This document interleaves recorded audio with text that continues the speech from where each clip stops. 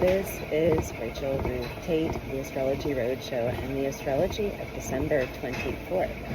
I am coming to you guys from the gym where I am getting my Jupiter-Saturn square on.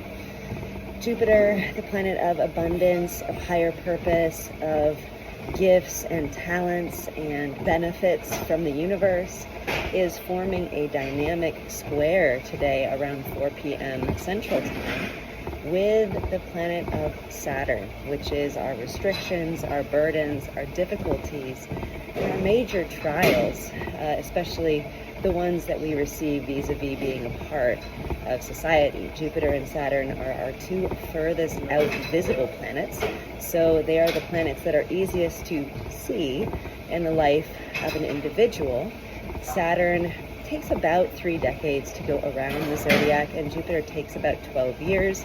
So these aspects are significant, and like I said, these planets' light is visible, and thus their impacts upon us are visible as well in both the collective and in the individual. So what's up? Well, like I've mentioned the last several videos, please call your attention back to December of 2020, January of 2021-ish, when Jupiter and Saturn renewed their cycle by conjoining in the sign of Aquarius. So that's our fixed air sign ruled by Saturn. It's also the site of Pluto over the next 20 years. Pluto has officially ingressed for good. But Jupiter and Saturn, they're forming 3 squares.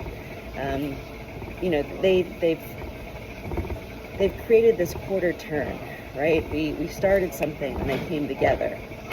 And now we are shifting, changing, adjusting, whatever that thing is that we inaugurated or that we began to deeply engage with on a mental, on a legal, on an intellectual, on a social level. And this square that we're experiencing today is the second of 3. So the first square occurred within the same signs earlier in this year. And it was, again, Saturn in Pisces, squaring Jupiter in Gemini. Jupiter's in detriment, and it's ruling Saturn over there in Pisces. And this time we've got Mercury, the ruler of Jupiter in Gemini, in Sagittarius, just opposed and still in its retrograde shadow. So what does this mean? It might be hard to see the forest through the trees, and you know something's got to give, you know something's got to shift, specifically when it comes to negotiating the mental and emotional, or the tangible and the spiritual, right? There's the facts on the ground. The information might not make much sense, but you have a feeling, an intuition, a sense that you've got to expand, even if you're being told no, right? When Jupiter is squaring Saturn, or when Saturn is squaring Jupiter, in this case Jupiter is retrograde, so it's backing into that square with Saturn, and Saturn's in the superior position here. So it's like, you know it's a yes. There's gonna have to be a yes, but it's still no. So maybe we're working on it, but it's still not worked out completely. And that's because later in this year, late spring, summer, we are going to experience the third of these squares, except for, at that point, Saturn will have moved into Aries and Jupiter will move into Cancer. So this will be in June of this coming year, 25. And so whatever we are adjusting or tinkering with, remember Gemini and Pisces are mutable signs, we are going to be taking that modification, right? We're modifying our plan.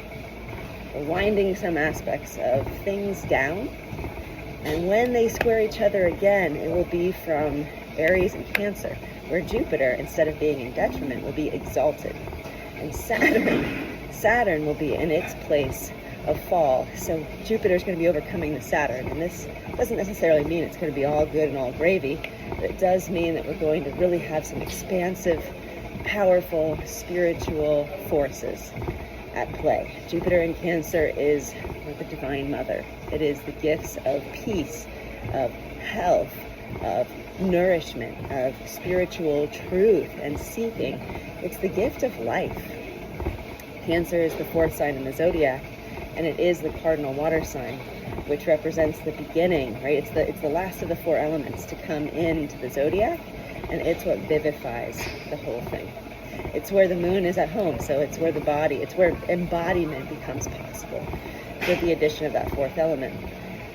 So know that it might feel like everything is breaking down, but this breaking down is a lot more, it's setting yourself up for a breakthrough. And we are often reborn from ashes. Nothing is created or destroyed, right? That's the law of conservation of energy. We are not destroying ourselves when we change form. We are simply transcending. We're transmuting, we're alchemizing, and we are bringing things further to bear. Right now, one of my favorite astrologers, Cam White, put it best. He said, this feels like a barometric pressure drop before a storm. You know how you can feel the air change right before a thunderstorm? You know it's coming. It's not there yet, but your senses tell you. And that's where we are at right now. It's the pressure about to change. You feel the dropping, you feel the smell, the air, and the electricity and the water. That's what it is right now. Because as soon as we get into the new year, especially into that May-June period, it is immense change, immense shifts. And the only other transit happening today is the moon in Libra, trining its ruler Venus in Aquarius, and that's all it does. That's all it does today. So it is helping us to accept, helping us to prep. I think it's fun that the day where this square is exact between Jupiter and Saturn, we have the moon ruled by Venus, who's sitting in the same place that Jupiter and Saturn can join.